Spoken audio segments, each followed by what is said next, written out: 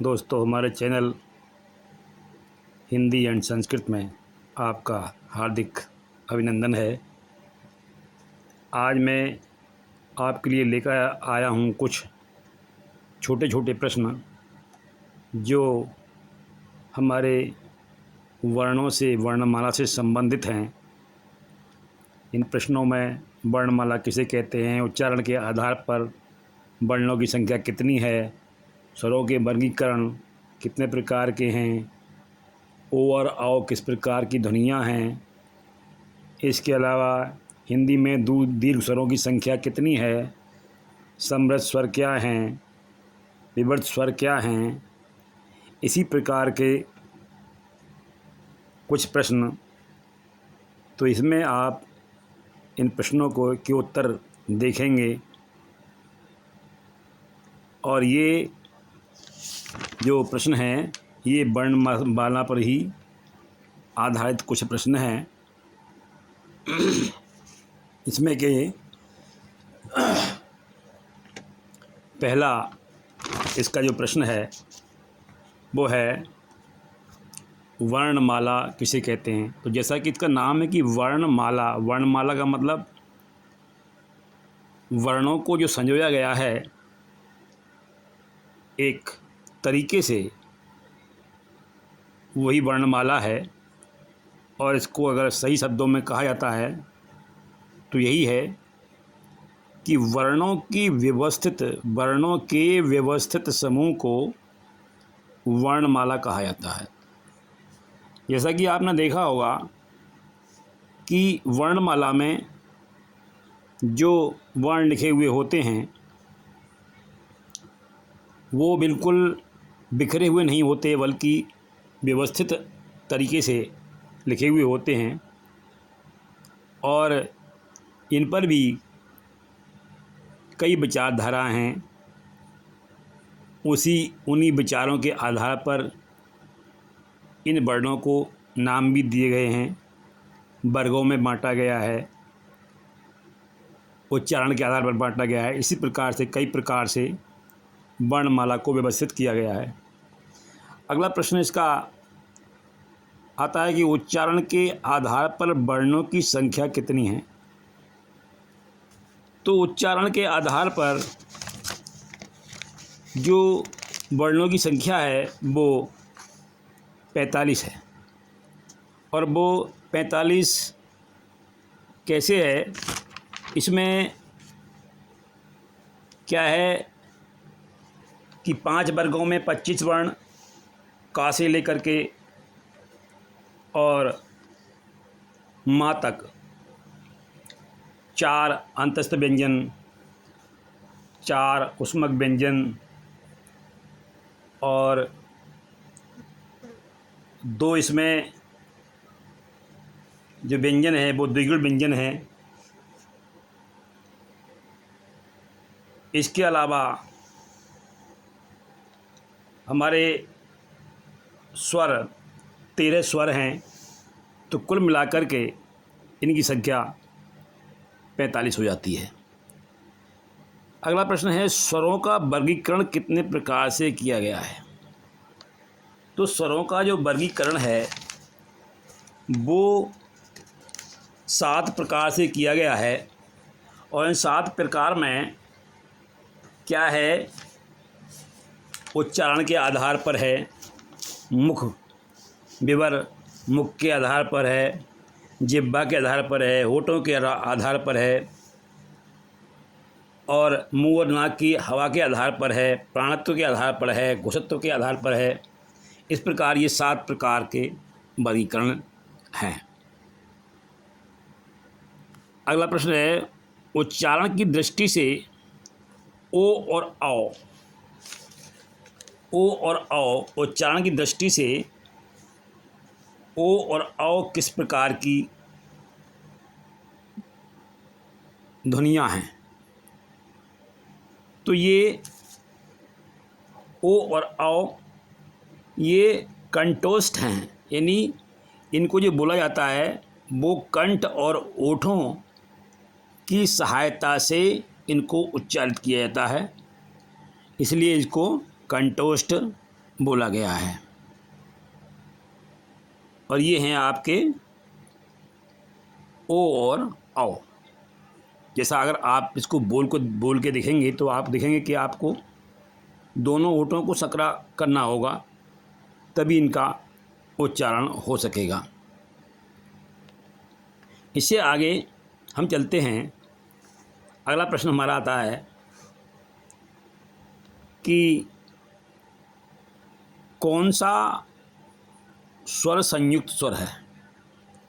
अब संयुक्त स्वर तो आप जानते हैं कि ए, ऐ, ओ, औ ये सब संयुक्त स्वर हैं। तो यहाँ पर प्रश्न है कौन सा स्वर संयुक्त स्वर है। तो यहाँ पर जो विकल्प दिए हुए हैं इसमें औ जो बा विकल्प है, औ जो है वो ये संयुक्त स्वर है। और इसकी रचना किन स्वरों से हुई है? आ और ऊ के संयोग से ये प्राप्त हुआ है। ये जो स्वर हैं ऐ, ए, ऐ, ओ, औ, ये चारों ही संयुक्त हैं। अगला प्रश्न है हिंदी में दीर्घ स्वरों की संख्या कितनी है। तो हिंदी में दीर्घ स्वरों की संख्या 7 है। 7 कौन से हैं? 7 स्वर हैं। दीर्घ आ, दीर्घ ई, दीर्घ ऊ, ए, ऐ, ओ, औ। इस प्रकार ये 7 दीर्घ स्वरों की श्रेणी में आते हैं। 7वां प्रश्न है जिन स्वरों के उच्चारण में मुख द्वार बंद रहता है उन स्वरों को क्या कहा जाता है, उन स्वरों को क्या कहते हैं। तो जिन स्वरों में मुख द्वार बंद रहता है वो समृत स्वर कहे जाते हैं। क्या कहे जाते हैं? सम्मत स्वर कहे जाते हैं। और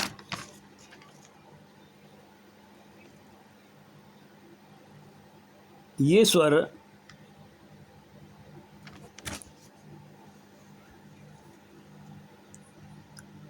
लघु ई, दीर्घ ई, लघु ऊ और दीर्घ ऊ इसी श्रेणी में आते हैं। इसके बाद में क्वेश्चन नंबर 8 है।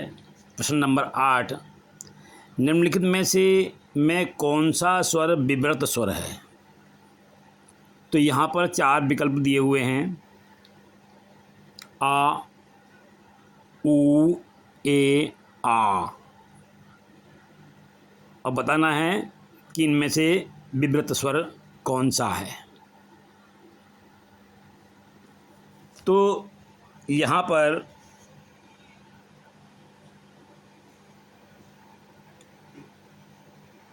आप देखेंगे जो दा विकल्प है ये विव्रत स्वर में आता है।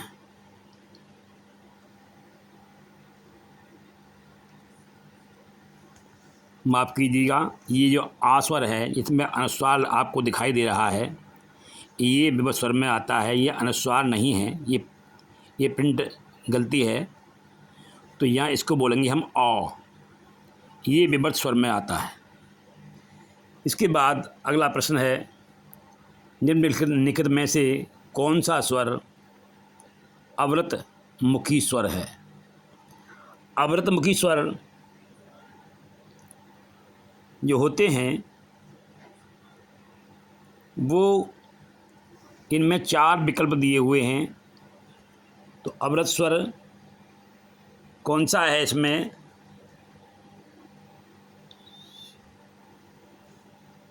लघु आ। लघु आ, इसमें मुंह खोल दिया जाता है और ये अव्रत मुखी स्वर में आता है। इन स्वरों में जो स्वर हैं वो हैं लघु आ, दीर्घ आ, लघु ई, दीर्घ ई, ए और ऐ। 10वां प्रश्न है, जिन स्वरों के उच्चारण में हवा मुंह के साथ साथ नाक से भी निकलती है उन्हें क्या कहते हैं? तो ये तो सीधी सी बात है कि ये जो नाक से और मुंह से हवा एक साथ निकलती है वो अनुनासिक स्वरों में ही निकलती है। और ये अनुनासिक स्वर जो हैं आ, ई, जिनमें आचर बिंदु का प्रयोग हुआ है, अंकी बिंदी का प्रयोग हुआ है, ये अनुनासिक स्वर हैं। दोस्तों, मैंने कुछ प्रश्नों से आपको परिचित कराया। अगली वीडियो में मैं आपको और भी प्रश्न लेकर प्रस्तुत होऊंगा। मुझे आशा है कि ये प्रश्न आपको समझ में आए होंगे,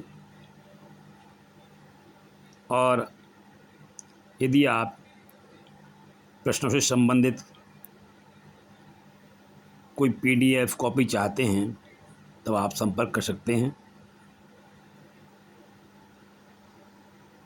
दोस्तों, ये कैसा लगा कमेंट करिए और लाइक करिए और सब्सक्राइब कीजिए। वीडियो देखने के लिए बहुत बहुत धन्यवाद।